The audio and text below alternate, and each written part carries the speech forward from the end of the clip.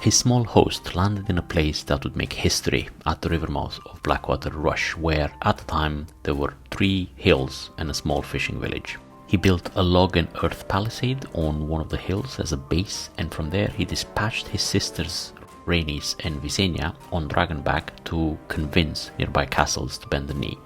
The convincing was efficient. People of Westeros have only heard of dragons, so seeing one in real life was convincing enough.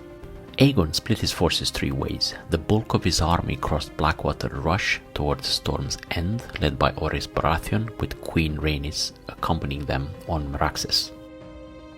On water, the Targaryen fleet under Daemon Velaryon turned for Oldtown and the Vale, overseen from the sky by Queen Visenya and the mighty Vhagar.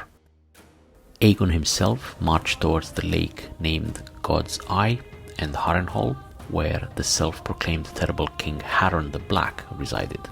But none of the 3 hosts had an easy journey. Word of this new king from a foreign land spread quickly, and Westerosi men were willing to put up a fight and use the knowledge of the terrain at their advantage.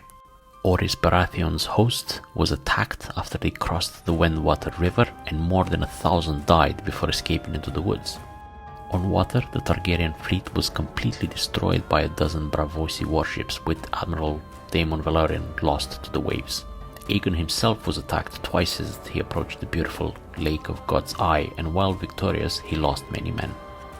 But none of them were a match for the dragons.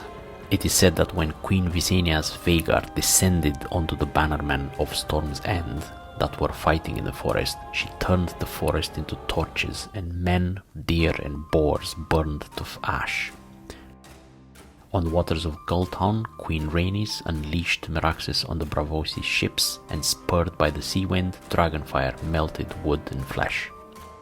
At Harrenhal, even Aegon was said to be impressed by the huge stronghold. Harren the Black was famous for his construction, but not for good reason. Over 4 decades, thousands have died building the great castle, and materials for the construction plunged many families into ruin. Once Aegon's host was south of the lake, with the castle over on the north, many nearby families turned against King Harren and pledged allegiance to Aegon. Suddenly, Aegon outnumbered Harren the Black, who took refuge in his impregnable stronghold. Harrenhal was the largest castle ever raised in Westeros, and had an inexhaustible source of fresh water, huge subterranean vaults fully stocked with provisions, and massive walls of black stone impregnable by ram or trebuchet. Harren the Black and his host barred the gates and settled in behind the thick walls.